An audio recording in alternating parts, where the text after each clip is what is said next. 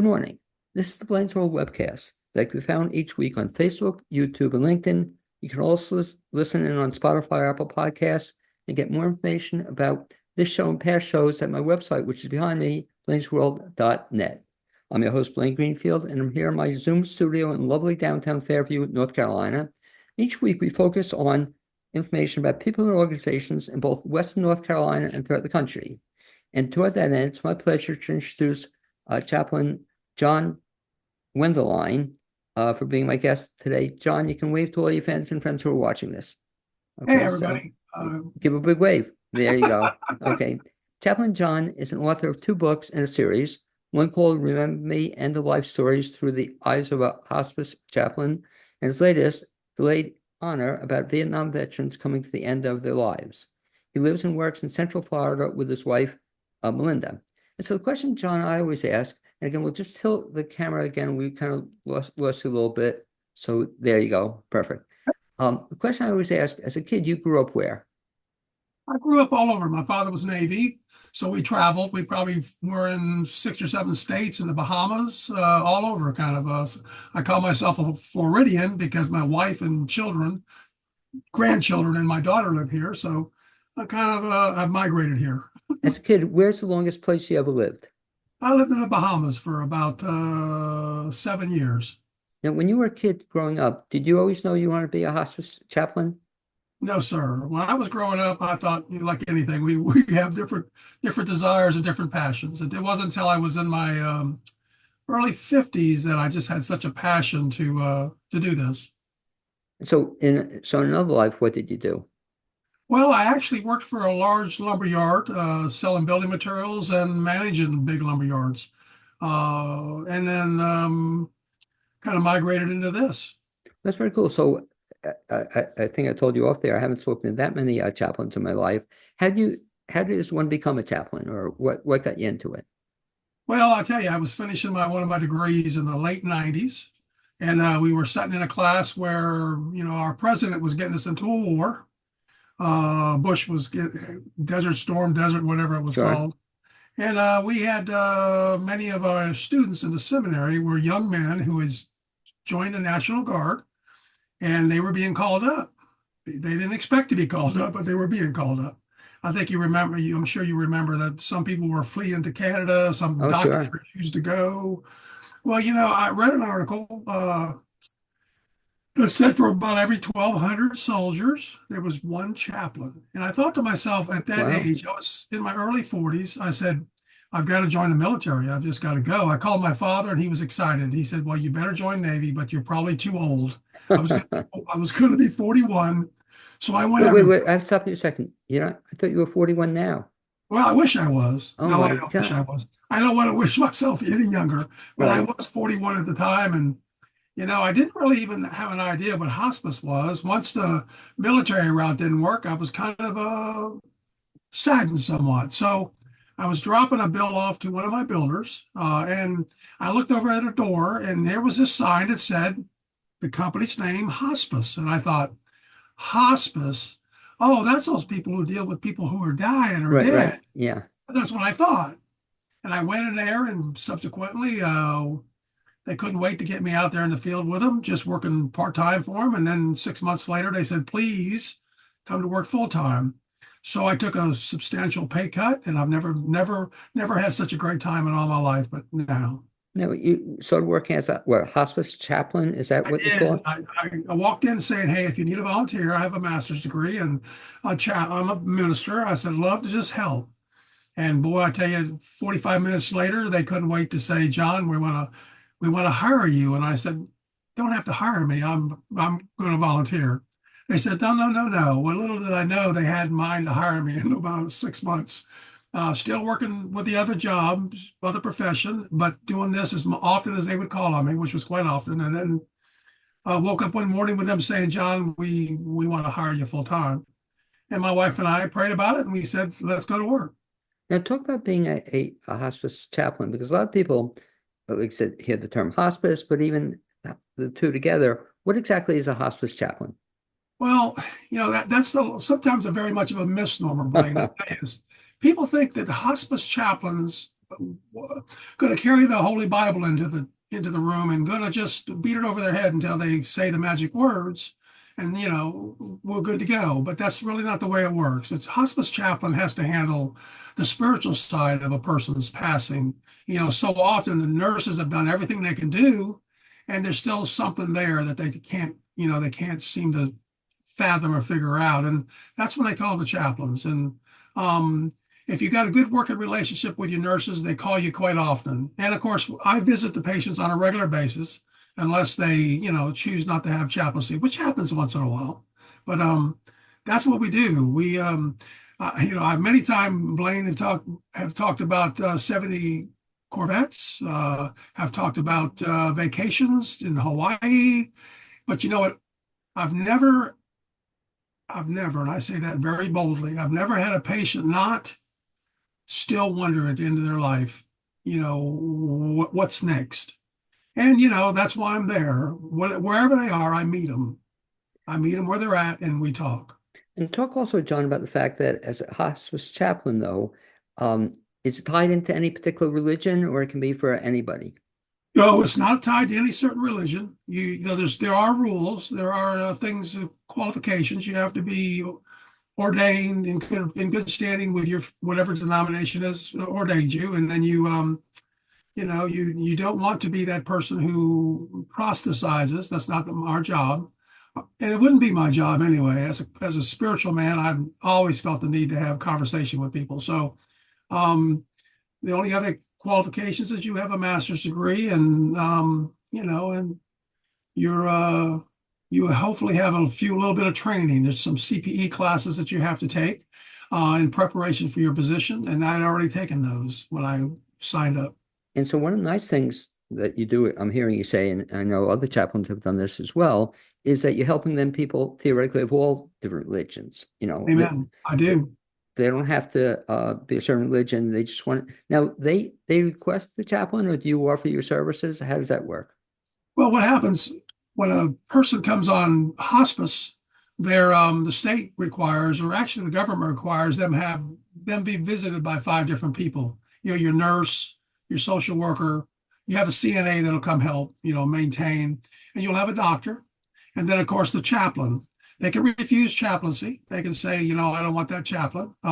Or we can visit them later. But that's all done within the first 5 days. We make the call. That doesn't mean I see them in 5 days. It just means I contact them in 5 days.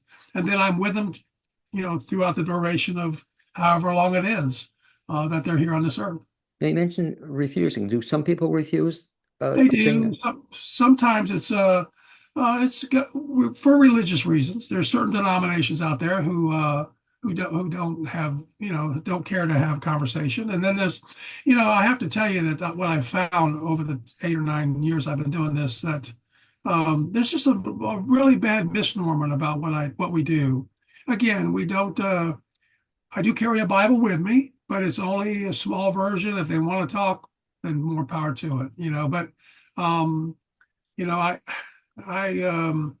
just think that there's just so much misunderstanding out there that's they don't realize. You talk about another misunderstanding that people have, John, and that's the whole idea of what hospice is. And, it's funny because people never think about hospice, at least I never did, until a certain age, where when your parents are in hospice, but most people, I guess, it's not on their radar screen, until they need it. And so for the benefit of people who it's not on the radar screen, what exactly is hospice? Well, hospice is the fancy words for hospice is palliative care. Okay. Palliative care is where we meet a person where they are emotionally, physically, all aspects of their bodies, medically, and we care for them until the end of their life. Hospice is I told a sweet lady one time, hospice is almost like the C word, cancer. Nobody wants to say about it or do about it until in the end. And there's so many things that have repercussions when a person chooses hospice for their loved ones, and that there's always a sense of guilt at the end of a person's life or a family member's life. So hospice is something I tell people I do not work with any pessimists. I work with nothing but optimists. every time I walk into a meeting, we have a meeting once a week to talk about privately to talk about our patients. It's a room full of optimists. It's a wonderful thing.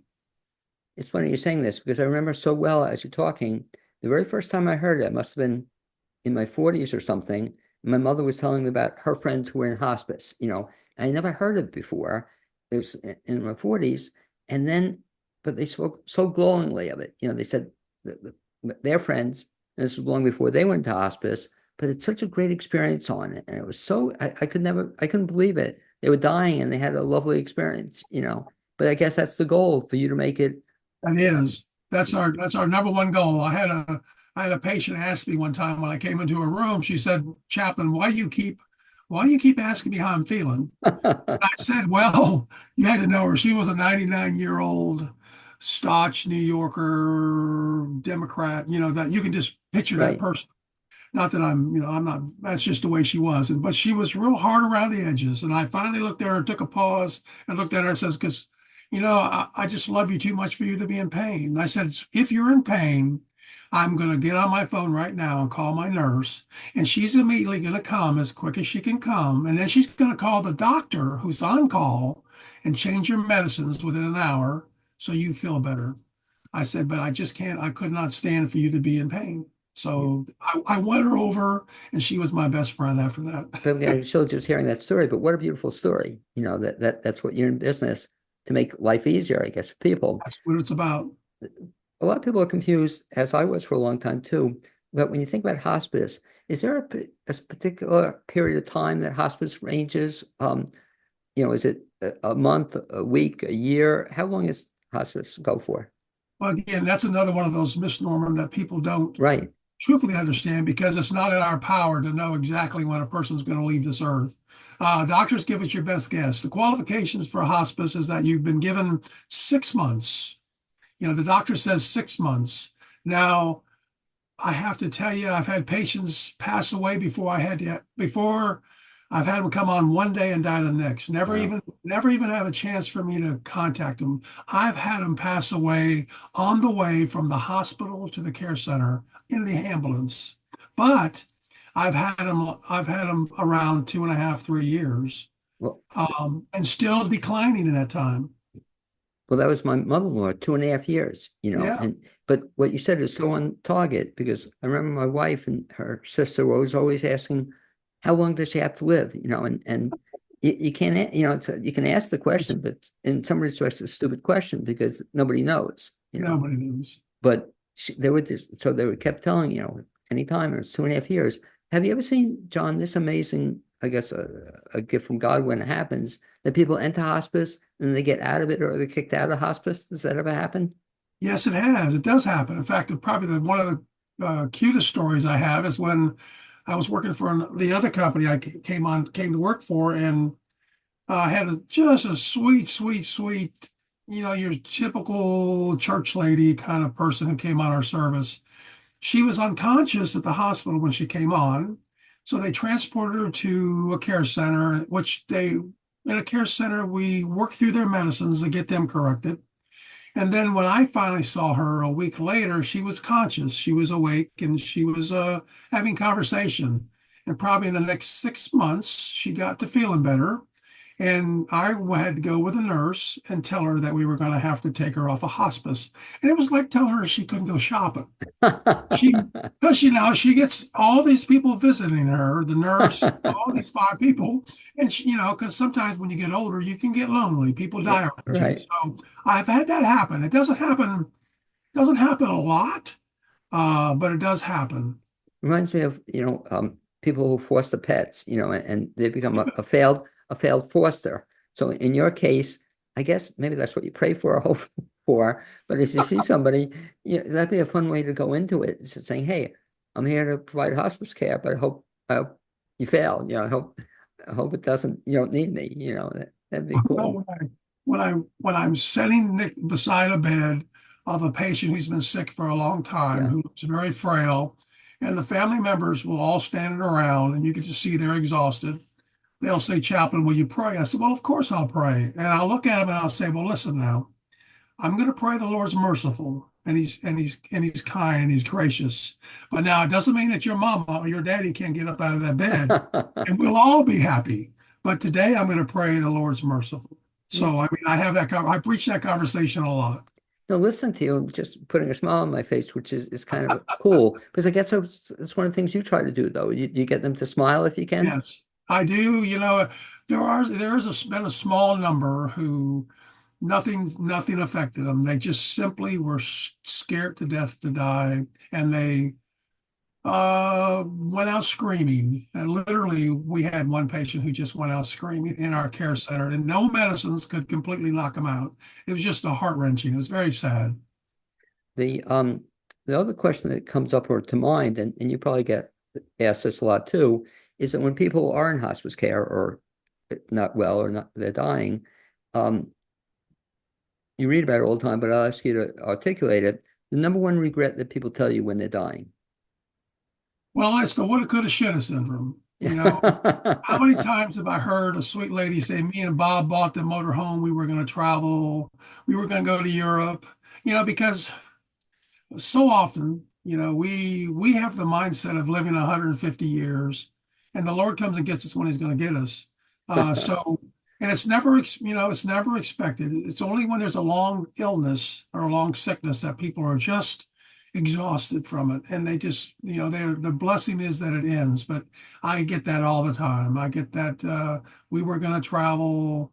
We were coming back and, this happened. And so, yeah, I tell people, even when I meet Blaine, even when I meet patients where they are in nursing care, if I see a wheelchair next to their bed, I'll say, do you get out of that wheelchair? Now they've been given some bad news, so they're not real bubbly, let's just say. And they'll quiet and they'll say, yeah, I try to get up. I said, get up, get out, go see some people, go meet some people, go have conversation. You need to live a life as full as you can live it. And then, when it's time, it'll be time. Well, and listening to you I have to say, is actually kind of inspirational to me because it reminds me what a lot of people you hear say is they wish they'd spent more time with their, loved ones or whatnot. But yes, now's the time almost listening to it to do it, not wait till you're in hospice care, Well, we've both lived a little bit of time. And in our younger years, we chased a big gray rabbit and, success or whatever that meant for us. And, we think of this 100 or 110 years on this earth is such a long time. right? But, I've never had a 95-year-old man or woman tell me, man, this life is taking forever. It's so slow. I've always said, what happened to my 95 years on this earth? It has flown by like a speeding race car. That's It's the way funny. life is. Just hit me, recently when I turned 75 and said, whoa, that's, I'm doing that at 65 now. I'm going, whoa. where to go? John, the amazing thing about you that also has knocked my socks off is that all of a sudden then within the last recent period of time, you become an author now and talk a little bit about that process that you just wrote your first book within the last year or so. Is that correct? I did. It's called Remember Me. It's end of life stories as seen through the eyes of a hospice chaplain.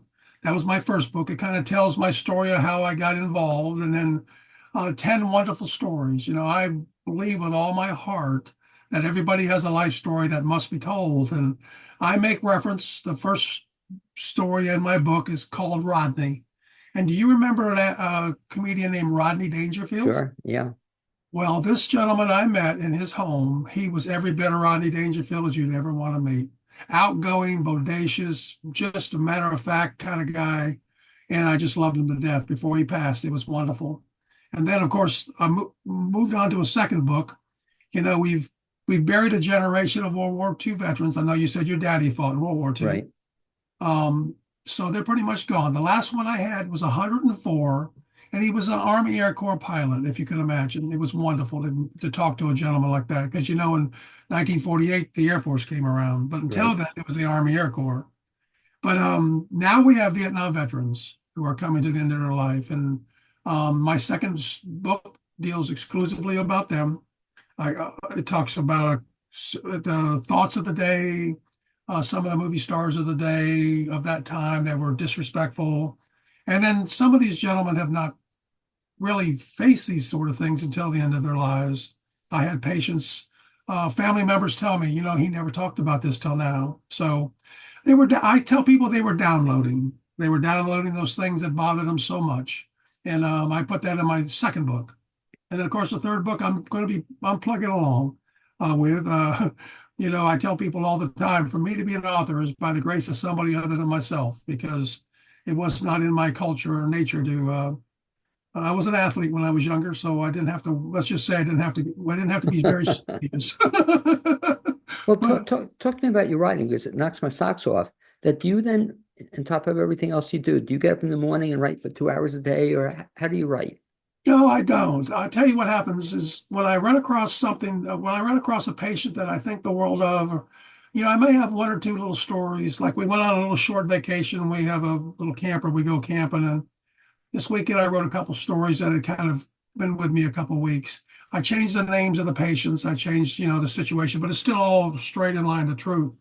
And so I did kind of do it randomly. I've probably got 300 or 400 stories in my computer that I've just plugged over the 8 or 9 years. Some stories that are just I can read them today after 5 or 6, 7 years, and they become fresh. Like this book I'm writing on COVID. Those stories now I've started to read through the last couple of weeks. I hadn't picked them up in 2 or 3 years, and they've just become just as fresh in my mind as they were when I put them on paper. And you mentioned the third book, then it's about, what about COVID, or the tales of COVID? What's the book about? Well, I don't have the book written yet. I Right. don't know really. I haven't decided the title, but I worked about a year and a half or so at the local hospital here, 12-story hospital in the depth of COVID. And at the same time, I was working as a field chaplain out in the field for another company. I would work the weekends on call. They'd give me a place to sleep and a meal ticket, and I would stay there 24 hours or 8 hours or 12 hours, whatever it was. So I experienced all the things that you would experience through COVID, and a lot of deaths, a lot of tragedies, a lot of sadness that I don't know the world's completely aware of. We've many times people are way too political for their own good. Well, no, I'm glad you're saying this, not to get into politics of it, but so at least you saw that people were dying from COVID. Absolutely, Yeah, so it's just absolutely. not to get into politics of it, but the people say there wasn't such a thing as COVID. You saw it Sure. in Listen, front of you, it was funny because my father, when I was a young man, and my grandfather taught me when you speak to a man, you look him in the eyes. right? During COVID, that's the only thing you could see were people's eyes, because we wore those masks. And I can always vividly remember walking into the hospitals on call, and I'd walk the floors, and I'd see the eyes of the nurses and the doctors, and anyone there. They just look so exhausted, so tired, so just sad that. And I've started to piece together those stories, and there's some stories there that most people didn't realize was going on. But anyway, that's going to be my third By the book. way, that's the title to the book, I think. Something to do about the eyes, just as you're telling the story, Yes, or um, something. through their eyes or whatever. But just as you're Yeah, telling I can see it. I'll look forward to reading it. No, I can see it just hearing you tell the story. And what's the saddest thing for me, and you lived it, I'm sure, is that people couldn't be with their loved ones. So many. oh, I mean, you were, I guess, and you, it's a risky thing for you, but you were the chaplain for some of these folks as they that's were right. dying. And That's right. They would bag us up. There's when you wear all the safety right. gear, go into a room, but there was probably a dozen times in the middle of the night that they would be disconnecting somebody from life support. And it'd be a Zoom conference. The only way the family could be there is through Zoom because they couldn't get in the hospital. How sad is that? That's That horrible. I'll tell you, I what with what I did for a living, we would set up at nursing homes. We would set up visitations outside the window of the you know, patient because what happened was they confined these patients to their rooms. They couldn't leave their rooms. All their food was brought, and nor could they see their families. So it was pretty tragic. It was real tragic. I think I think a lot of my seniors died from just sadness, yeah. because No, they just couldn't see their family. it just sounds it. So that book you're working on, and When do you see you finishing that book? Well, I hope, depending on how quick I can get it edited, maybe the first part of next year. Okay. So, man, I mean, you're keeping busy, it seems like, I do Eh, stay busy. yeah. My ultimately my prayer is my passion is to be able to travel. My wife and I want to retire and just travel and go to conferences and tell stories. Don't care if they give me a nickel's worth of nickel, it don't matter, but just tell some of these stories. Because the medical industry is just too benevolent, too commonplace. They love to know about this and that, but you know what? These people were humans and human beings, and they demand an audience. So I would love to just tell stories. So I'm listening to you out here in North Carolina and in Tennessee. It's big in storytelling now. I don't know if in Florida you are, but have you ever gone to conferences where they tell stories? No, not a big deal. Florida is such a transient state. They just do not do it. I'm working on like I said, getting some feelers out maybe next year, being able to spend a little time, because I'm still working. Just weekend kind of stuff to go and tell stories. Depending on the situation, and because I think I have enough stories, a variety of stories and a variety of people that it would fill a room for a while. Because no, just listening to you, I'd love to hear you. I mean, we're doing this show on so many books and stuff, but I'd love to see you just tell stories, and Yep. obviously tell great stories. John, if somebody wants to get in touch with you, talk about two things. One, in terms of finding your books on Amazon, I guess is the best way to find your books. That is, you can find them on Amazon. Okay, and look under just your name. You can look under my name, or you can look under Remember Me, End of Life Stories Through the Eyes of a Hospice Chaplain, or Delayed Honor. You'll find them that way. A second way to find it, I do have my webpage, Is and I've just maybe made the mistake, not sure, put in a blog site on, but it's called remembermejw.com, and that will let people go and see, listen to some of the interviews, look at my books, a few excerpts of my books, that sort of thing. okay. And if I get lucky, maybe the Blaine's World webcast will be So, on that as well. well, absolutely. I've already Facebook. I've already said I was going to be on your show. Okay, well, I thank you posted much. that when I found out, and I was excited about it when Okay, Kathy well, called. anyway, John, I'd like to thank you for being my guest on this edition of Blaine's World webcast. And hopefully, if you're ever in North Carolina, where in Florida are you? DeBary, Florida. That's about the center of the state, about an hour from Disney. Okay, well, I don't Uh, know if I'll get there, but hopefully, if you ever get to Western North Carolina, we'll see you. And I really appreciate you being on the show, and it's nice meeting you, man. yes, sir. You'd be blessed.